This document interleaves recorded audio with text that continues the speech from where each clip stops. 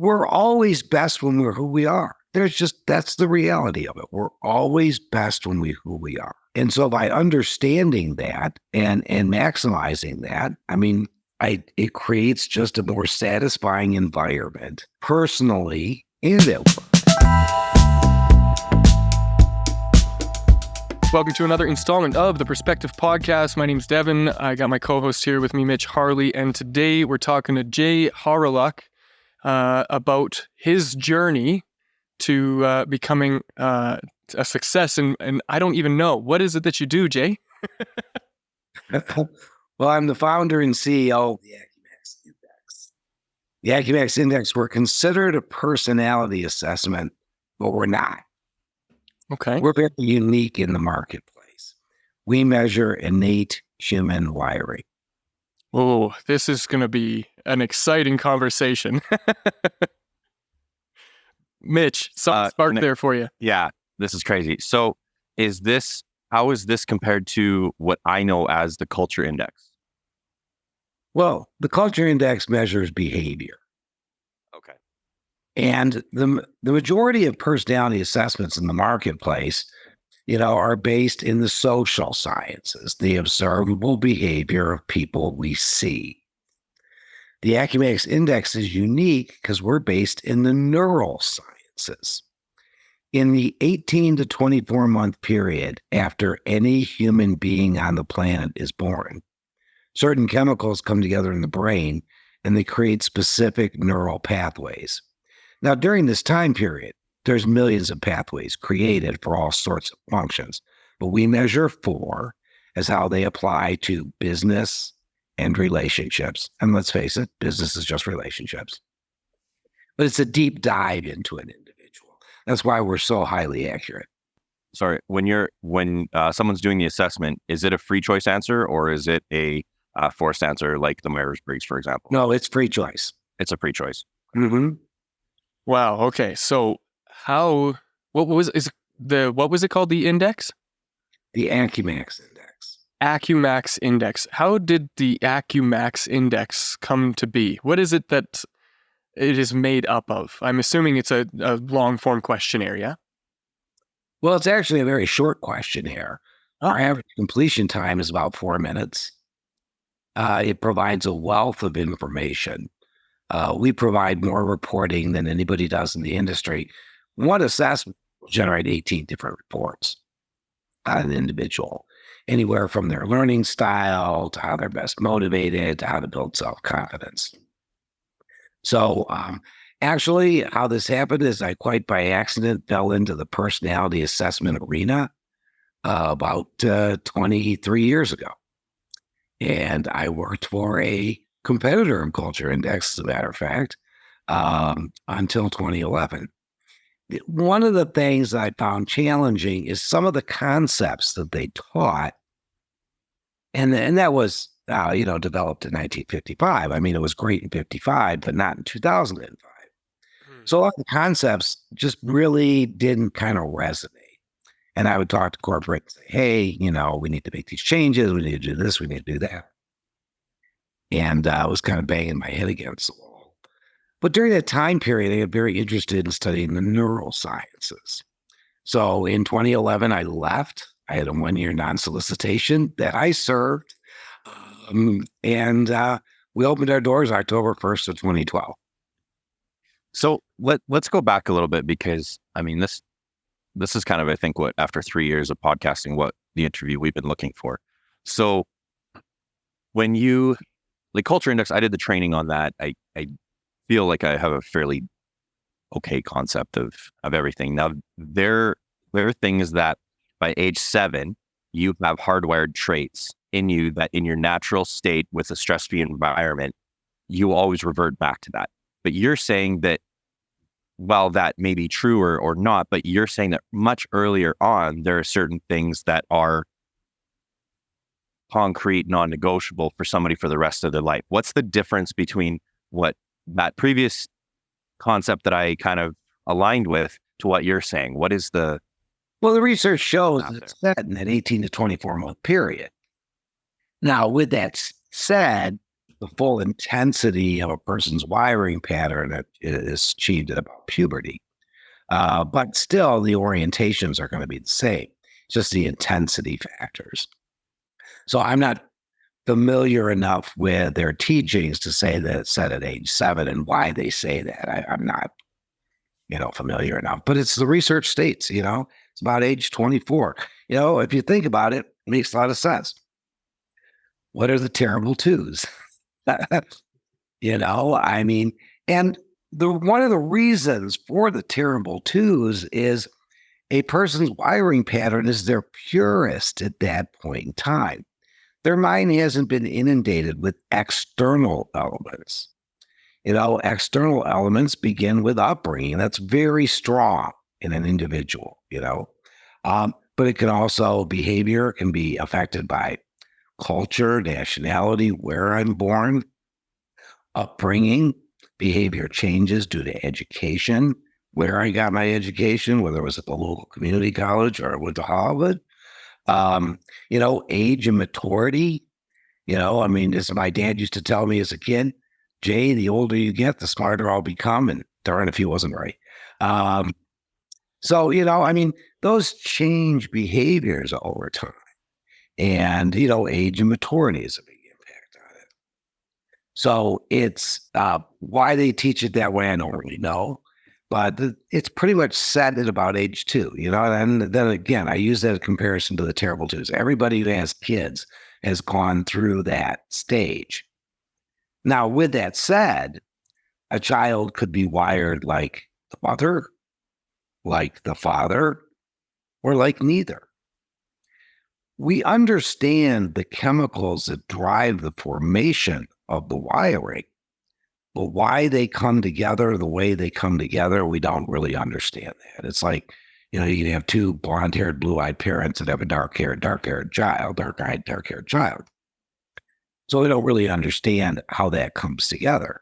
And we've seen situations where children are like their parents or they're completely different.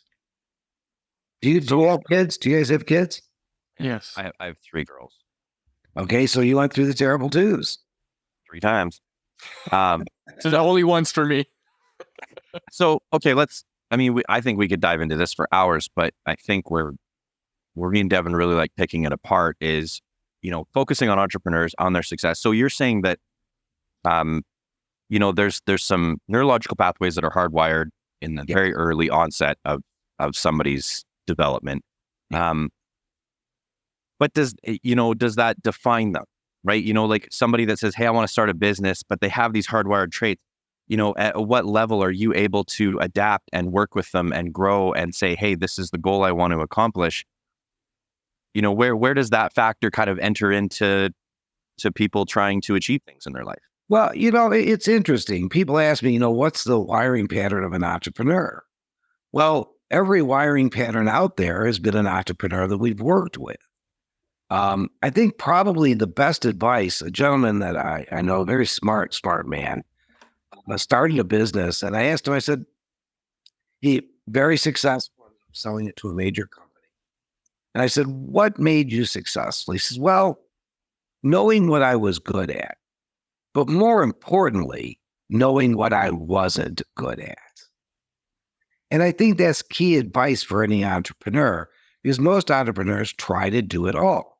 Somebody could be very technical. They could be brilliant in developing technology, but sales may not be their strong suit. So they need to kind of bring in somebody who is wired for sales. Business development does have a specific type of wiring. So really for entrepreneurs, it's kind of understanding who you are, what are your strengths, what are your limitations, and then bring people around you to offset that. Because too many times entrepreneurs, we try to do it all. That's how I started it. I started it just as a one-man operation, did everything.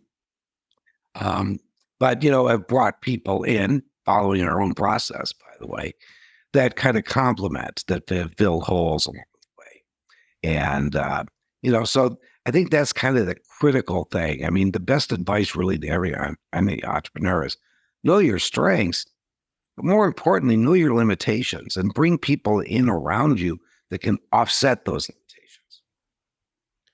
I observed something very unique in my son as he was growing up. And I don't know, Mitch, if you saw this in your girls, but when he was 1 and 2 and maybe even 3, there was a lot of exploration, but all from a very self-serving place in him, in that he was the universe from his own perspective. And I've seen this with my brother's kids, my sister's kids, my other sister's kids, like every child I've ever seen around.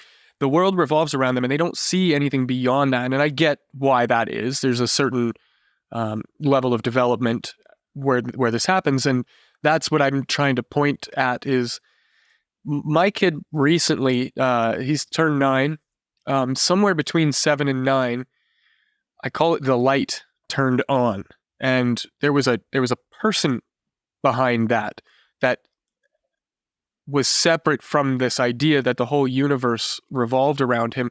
And so he started connecting to all of these new external ideas of, how the world works, how to navigate that, how to interact with individuals and build relationships and all that kind of stuff. And that's a really key component of what it is that I'm looking to do as a father, is ingrain in him the skills that he needs to achieve the things that he wants in life. And I'm so present to that default mode that you mentioned. This is like what happens is we get all of these ideas in our heads and then we're stuck there in perpetuity unless something major happens. Tony Robbins says with emotion comes emotion, and the pain of change is, change only happens when the pain of existing the same way becomes greater than the pain of the change itself.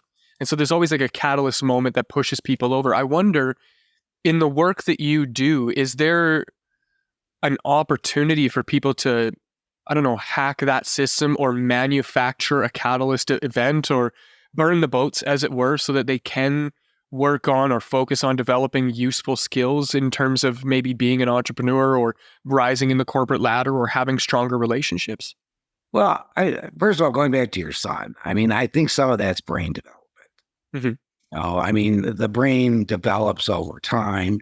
And so in the beginning, it's kind of exploring the world. But as your brain begins to develop, then curiosities, seek in understanding, the seeking of knowledge. So I think that's kind of critical in that aspect there. Now, from this perspective, wiring is wiring. Right. And one of the cruel tricks of the human mind is we can force ourselves to do anything we want to do, even if it is against our own wiring. However, that creates negative stress. There's good stress and there's bad stress. And that creates bad stress. And so what ends up happening is somebody who's fighting themselves, it oftentimes creates residual negative impacts in other elements of their life, with their family, their personal relationships, their friends, and maybe even with coworkers.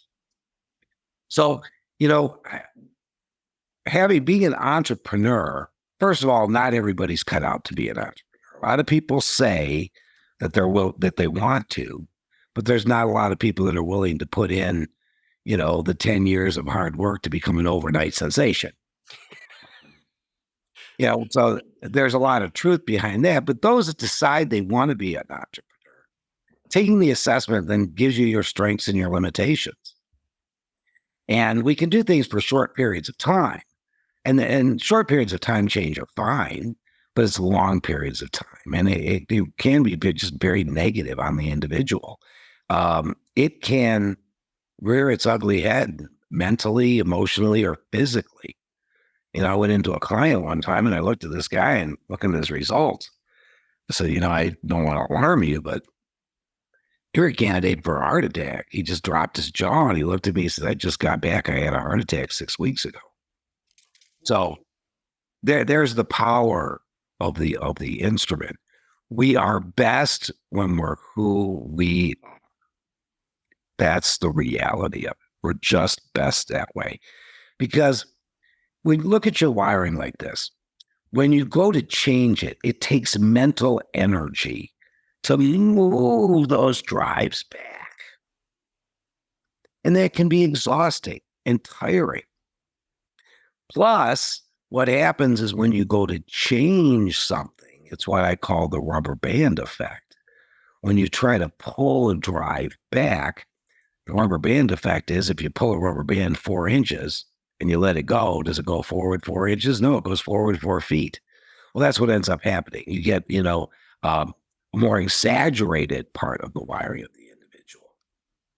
So someone that's very dominant, that's in a non-dominant role at work, comes home and becomes extremely dominant, which can, again, have negative impacts on their personal relationships.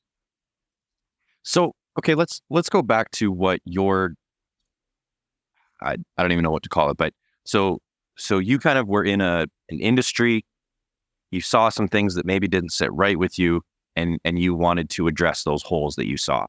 When you saw that distinction and wanted to create kind of your own system and get into that, what was the holes that you saw? Because me and Devin have both dug deep into personal development and that, world and personality and traits and hardwiring. And I see a lot of similarities. I see a lot of people have opposing views on things. But when we're talking personality and traits, I see two different topics there. Personality can come and go kind of thing based on environment. Traits usually are a little bit more ingrained and come out in extreme circumstances because that's kind of what you default to. So what is it that you kind of add as a third to that, where it's not just a trait, not just a personality? Like where is your kind of niche, I guess you could say? Well, our niche is we're just objective. We measure wiring. This is your wiring. Here's your strengths. Here's your limitations. This is the environment you thrive best within.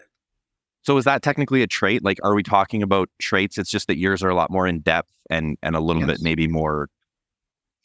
Yeah, we're talking about traits, but these are in depth. They're part of us. Now, we always revert to our natural self under stress or times of emergency or whatever. We always revert to our natural selves. But the key is to be aligned. There's some assessments that say, well, this is how you are, but this is how you behave at work. It's totally different. It's okay. No, it's not. Because you need to be yourself all the time.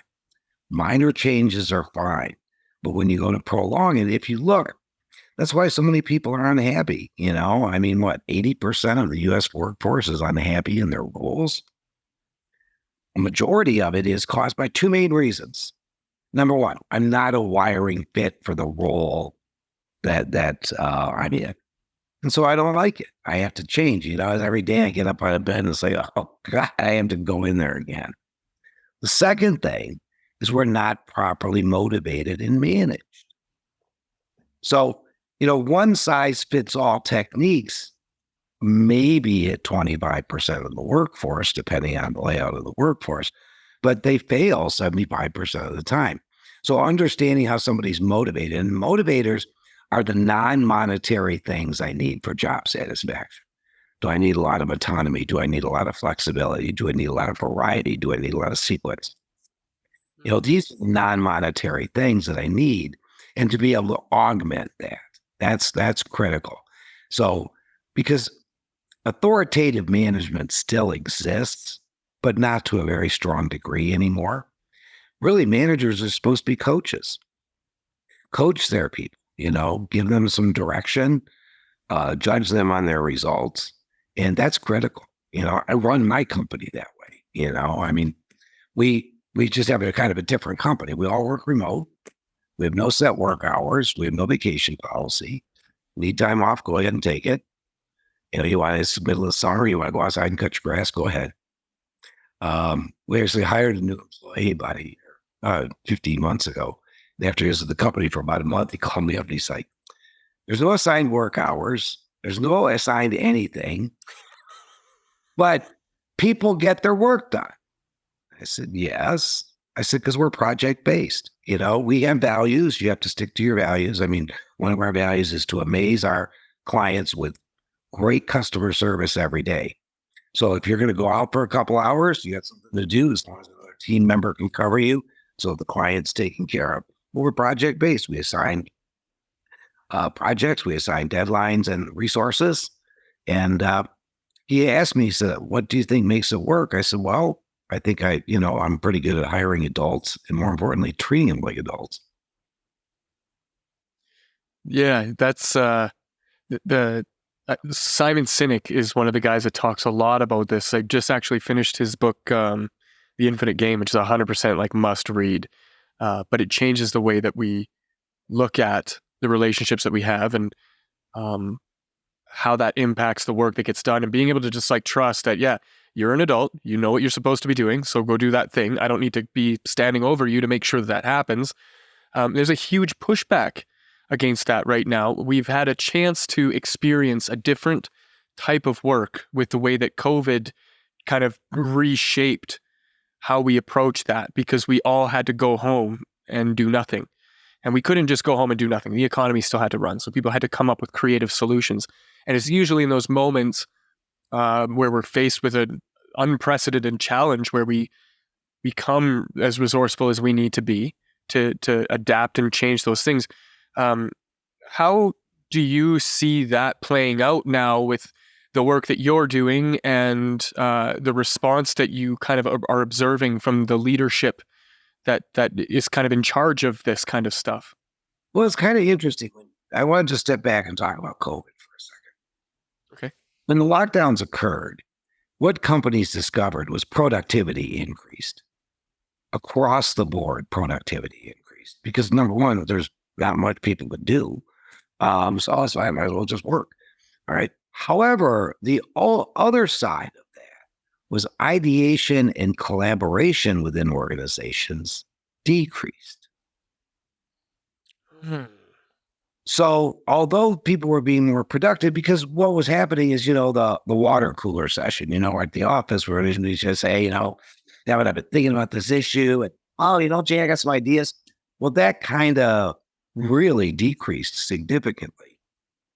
As we've gone back more to a more normal working environment,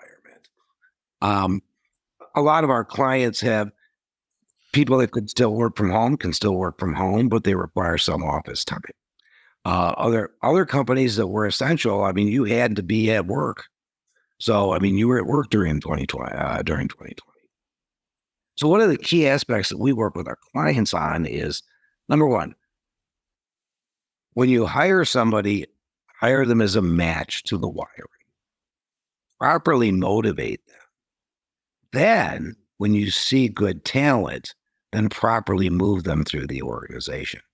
Because there truly is no good assessment of ambition. Really isn't. You guys want to make $1 billion in the assessment industry, come up with a good ambition assessment. I only want a 10% referral fee.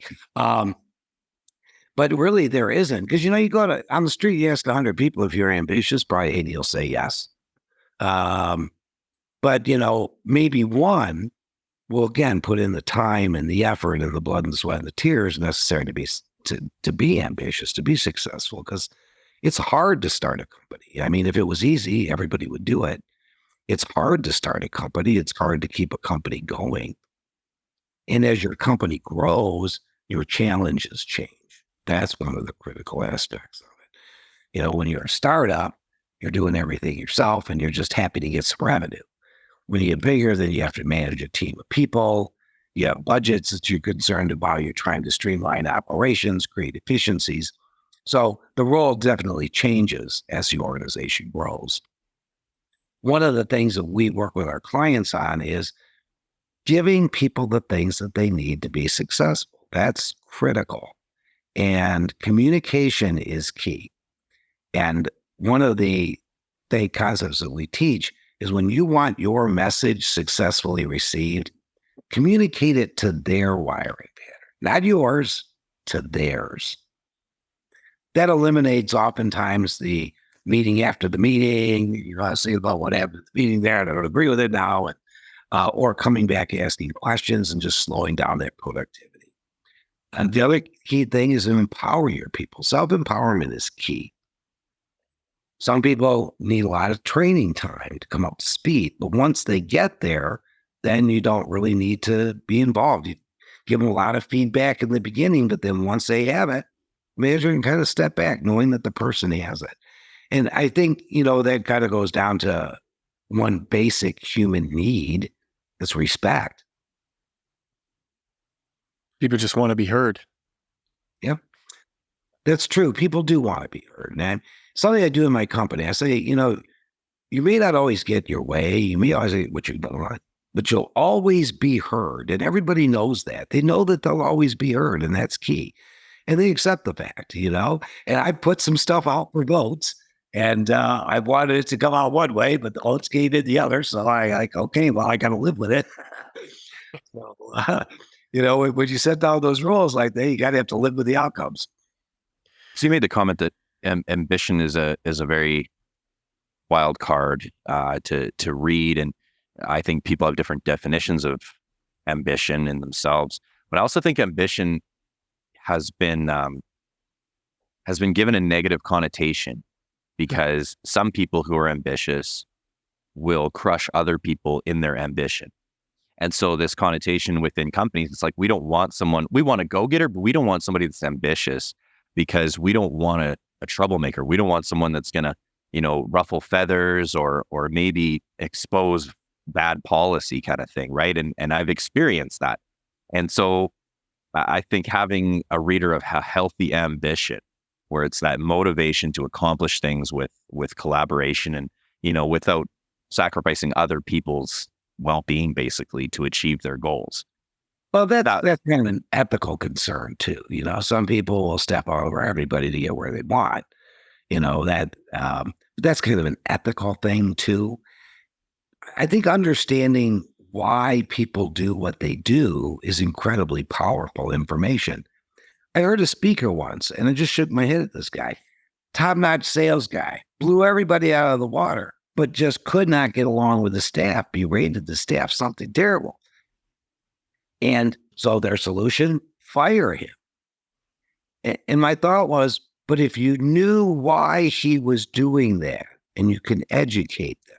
Now, with that said, it's kind of like coaching. Coaching's horse to water syndrome. You can take somebody there, but they may not drink the water. But understanding why. One of our clients, they have sales and they have operations, and they're exact opposite. And what they've done is said, okay, sales, when you talk to operations, this is how you need to present your story. Operations, when you talk to sales, is how you need to present your story. And it's just reduced the angst that appears between people.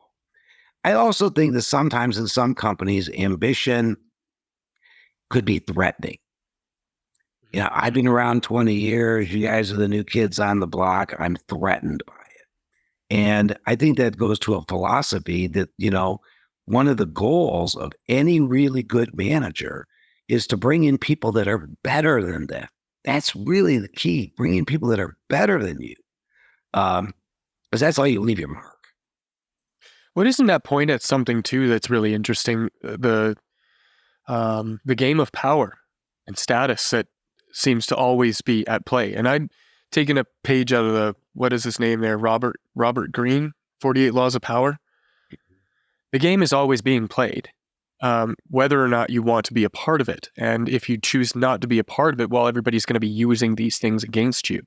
So it would be useful to arm yourself, to have the knowledge at least to protect yourself, or to give yourself the tools you need to be able to navigate those complex waters. And like you said, I think this is really powerful. Even heroes are a villain in somebody's story, right? Remember the last Marvel movie that just came out? They opened the whole first opening scene is about how horrible these Marvel people are, the superheroes, because they destroyed the whole town of New York, and everybody's lost their homes and and that's negative. That's a horrible thing. But guess what? What was the alternative? The entire planet was about to be swallowed up by a black hole. So some people did have to make a sacrifice with us, but I think that that's really interesting in that this conversation I had with my friend this morning about before we were on the third floor and we were looking out the window and we saw things, and those things were very true to us. And at some point, somebody showed me the stairs that are, back in that back room. And I went up a few floors. And now when I look out the floor on the, sixth or seventh level, I see the same things, but I see them from a new perspective. And so this, I think, is maybe what you're pointing at in that, this salesman's a bit of a jerk. The reason he's a bit of a jerk is because he lacks the skills or the tools to be able to communicate effectively. And so if we can identify that and we can tap into what his currency is, which is maybe his status or his power or whatever it is, and help him leverage that currency to acquire the knowledge that he needs to do better as the leader of that team, now the rising tide will lift all ships and everybody's going to do better as a result of that. Now, in some cases, also like you alluded to, that some people just don't, they can stand at the well, but they're just not going to drink. And so what do you do in a situation like that? Well, what we counsel our clients on is when you have a problem child, first of all, are they in the right room? That's critical. Secondarily, you have to coach with them, but you have to establish a timetable. There has to be noticeable improvement within 30, 60, 90 days, whatever makes sense. And then you have to document the change. And some people make the decision, we're all free-thinking beings. So some people make the decision, I'm not going to do any of these things. And then they find themselves with the opportunity to excel in their company. And that's just the reality of it, but sometimes those things are good. Mm-hmm. We had a gentleman who worked for one of our clients and he got an incredible job. And he went to the CEO and he said, look, I got this incredible job offer. Can you match it? And the CEO was like, I can't even come close. I just can't even come close. So he ended up taking the job. And about 6 months later, the salesperson called me. He's like, I made the worst decision in my whole lifetime. I had everything made at this other company and I foolishly jumped at the money. And he said, do you think that you could talk to the CEO about bringing me back? Well, they replaced him. But to his credit, they stayed in touch. I think it was about 18 months later, he was rehired back. And I ran into him actually at an event and he said, I had it made and I didn't realize it. I guess the lesson I learned was it's not always about the money. And I think that's strong. Most entrepreneurs don't start what they do because of the money. The money is a residual effect of that. Obviously, yes, we want to be compensated for our accomplishments, but that's not really the reason it started. My reason is I wanted to bring a better assessment.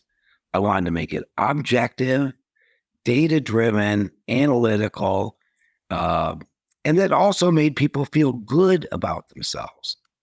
Can you break that down? What are some of the areas that you kind of look at in terms of the objectivity of it all?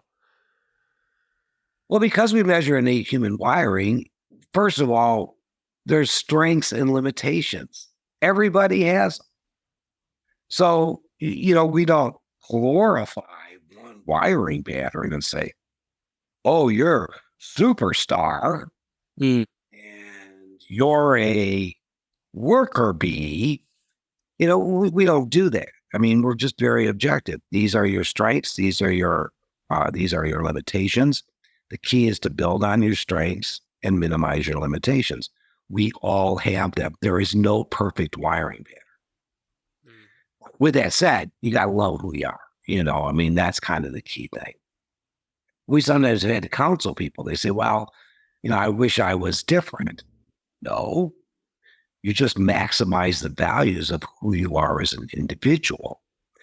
And then you're less stressed and you're happier and you're more productive.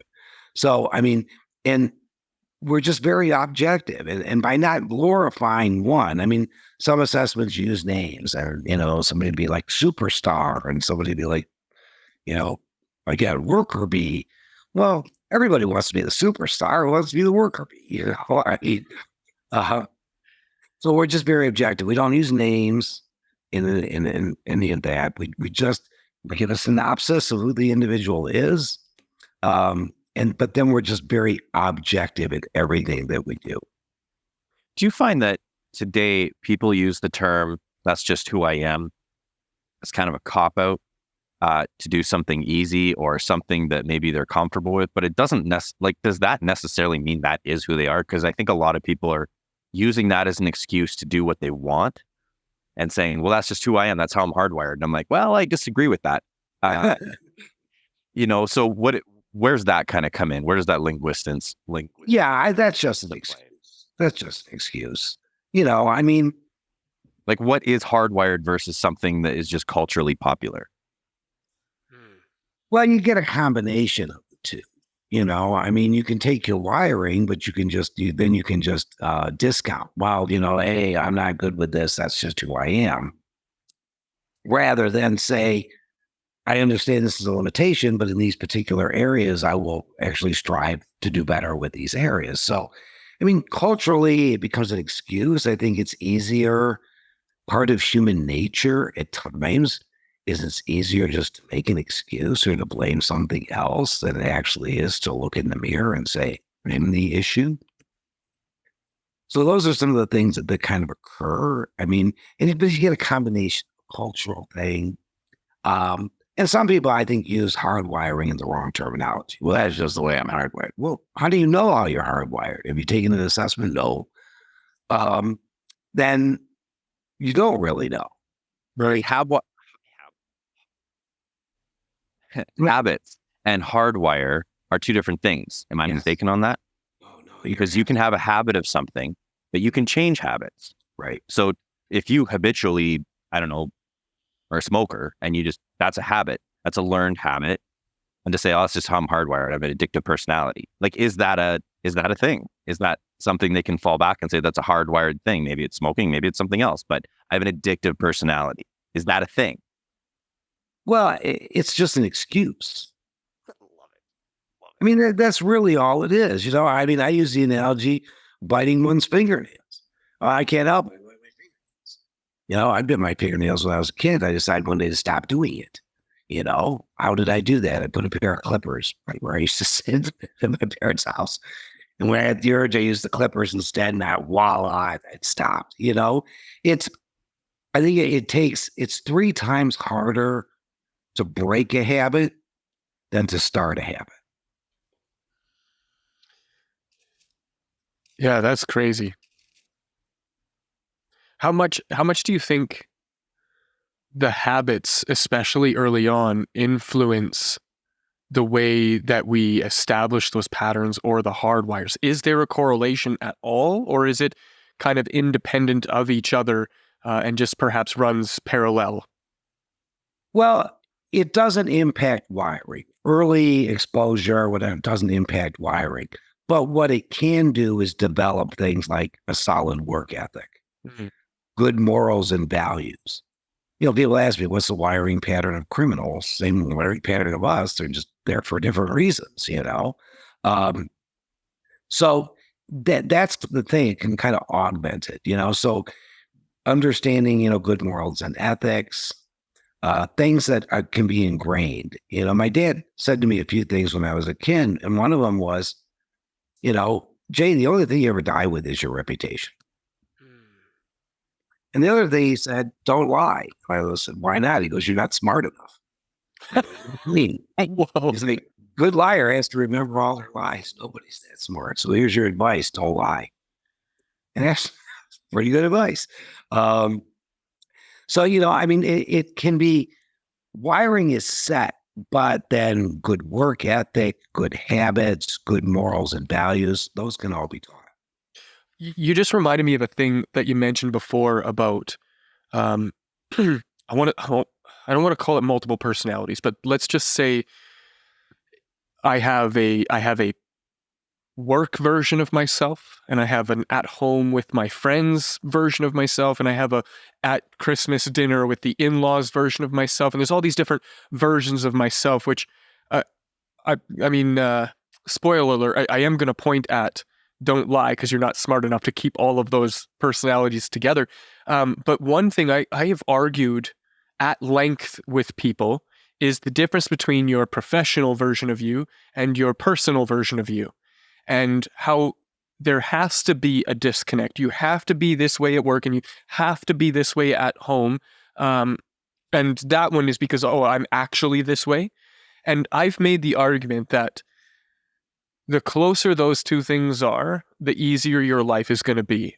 Jordan Peterson talks about this a lot. And when you're a child and you're forming relationships with people, if your parent steps in and fights your fights for you and makes excuses for your behaviors and all these other things, you learn that it's okay to act that way. But the problem is behind the scenes when your parent's not there anymore, the relationships that you're forming with the people that you're forming with are disingenuine. And they have no depth to them, and they're never going to last because those people are just putting up with you for the sake of somebody else. And so that leads to a fracturing of your personality and trauma in your later years and all that other stuff. But what say you to that balance of like the work version of you and real life version of you? And what advice would you give to somebody who's struggling with those two versions? Well, I agree with you all. I think the closer your work version and your personal version are, the less stressful it is. Oftentimes, work personality changes are driven because I'm not a good wiring match for the role. So again, our minds are powerful. It can force us into doing it. So then we relieve that by being more outgoing and jovial at home, or vice versa. Maybe I don't have a good home life, but maybe I'm engaged in my career. But I agree, when you're closer in both of them, it reduces stress, it improves quality of life, and an individual's happiness. I mean, because the reality of it is, we're only on this planet for a short period of time. We might as well try to enjoy it as much as we can, because there's no go-arounds. And so I agree with you wholeheartedly. I think the closer they are, and the key is for people to understand who they are. Really, when we give an assessment, we don't know about them. What we do is put it down in an objective format that they can say, okay, I understand. Here's your strengths, here's your limitations, and try and be more like this all of the time. And then understanding how because the reality of it is you spend 40, 50 hours a week doing your job. If you're not a fit for that role and you have to modify yourself, it's going to have negative residual effects. We're always best when we're who we are. That's the reality of it. We're always best when we're who we are. And so by understanding that and maximizing that, it creates just a more satisfying environment personally and at work. And that's critical, It's kind of like with any entrepreneur, you have to set down barriers. And when I first started this company, I was like all entrepreneurs. I was working 7 days a week and I was working 15 hours a day. And one day my wife came in and she stood across my desk and she looked at me and she said, okay, look, I understand this is important to you, but our relationship is important as well. So I want you to start establishing an end time for your work for the day. Leave your phone in the office and spend some time together. And actually, I took her right up on it. I've done it ever since. So why this place? Well, it was, and she had a good point there. She's like, yes, I understand this, but I also want to spend some time with you, and so I took that advice. It was a couple of years into the business and I said, okay, you know what? You're right. You're great. Let's do that. So I do. When I shut down for the day, I shut down for the day and I leave my phone in the office and I don't even check it. In the early days, I kind of had to, because there wasn't a lot of personnel, but I have other people now. And so, because I have some of my team loves to work at night. So, so when go ahead. Well, when you're talking hardwiring traits and learned behavior and all of this, so something comes to mind because I hear it all the time. I'm a huge sports guy, and no matter what sport you like, whether it's hockey, football, soccer, there's always kind of that generational player, right? That everyone just says they think differently, they do differently, they changed the game. In hockey, it was Gretzky, and then before that was Bobby Orr. Now it's like Sidney Crosby, and now it's Connor McDavid, now Connor McDavid. And the thing about them that they all have in common is the media says the term "they're hardwired different." Do these, and whether you're talking Tom Brady, Beckham, whatever it is, in a sports context and maybe an entrepreneur context, is there a thing where like certain people have this innate talent that just change the way the game is played because they're hardwired in a way that when they were put in that situation, they excelled beyond what the average person can excel at that? Yeah, really, physical talent and hardwiring are two totally different things. So, they've been gifted with these great talents. So, there people say, well, they're hardwired differently. No, they're gifted. No, they've worked very hard. The commonality is they've all worked very hard. They put in tons of practice time. They're coachable. But your hardwiring and your talent are two different things. We've engaged with sports teams, and it is all wiring under the sun. Tom Brady. When he first enrolled at the University of Michigan, I think he was the sixth string quarterback, and it was kind of told you'll never play. And he took that as a challenge and worked hard on himself to become a good quarterback there, and then of course excel in the NFL. So hardwiring and physical talents are two very, very different things. But then it's a good point.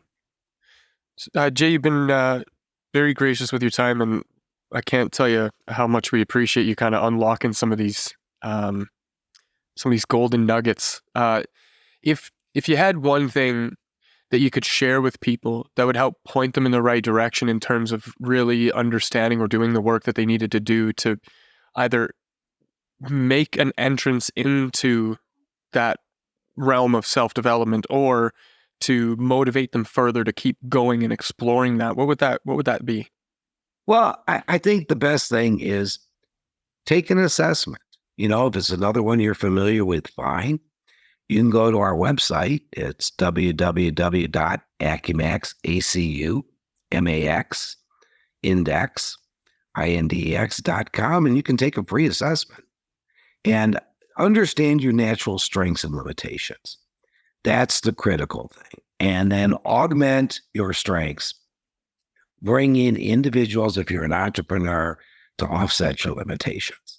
And I think that's critical. That's self-awareness. That's self-understanding. Again, we don't tell people anything they don't know about themselves, but we put it down in a written version where they say, okay, I understand it. I think that self-awareness, some people actually innately have it. The gentleman I told you about that started a business, he said it's important what I was good at, but more importantly, what I wasn't good at. Very self-aware gentleman. But I think a lot of it is just having that awareness, having that understanding. I didn't get into this arena until 23 years ago, but man, some of the information that I learned then, it would have been very helpful for me in my 20s. So what you're saying is the sooner you figure it out, the better you're going to be. The sooner you know what? That's absolutely correct. The sooner you figure it out, the better you're going to be.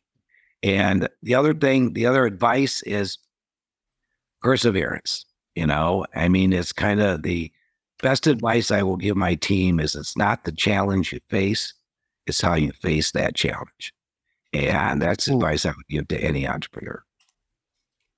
Love that. Well, you'll see my name coming across the board as somebody taking the test because I love that stuff. Yeah, right? I'm there too. And for anybody else that wants to go for it, we're going to put a link to the show in the show notes to the assessment as well. Jay, thank you so much for sharing your time with us. And if there was, after they take the test and all that, is there a way for them to be in touch with you? Is there a contact or a way for them to get in touch with you? Yes. You fill out a contact form before you take it. The results are sent. And then the results are sent from support at AcuMax Index, and you can contact support if you have any questions or you'd like to further explore the tool. Perfect. But Mitch, Devin, it's been great meeting both of you today and having this conversation. And thank you so much for having me on your podcast. Yeah, it was an absolute pleasure. Everybody needs to go take that test because, like Jay said, the sooner you find out, the better you're going to be. So that's it for this episode. We will see you in the next one.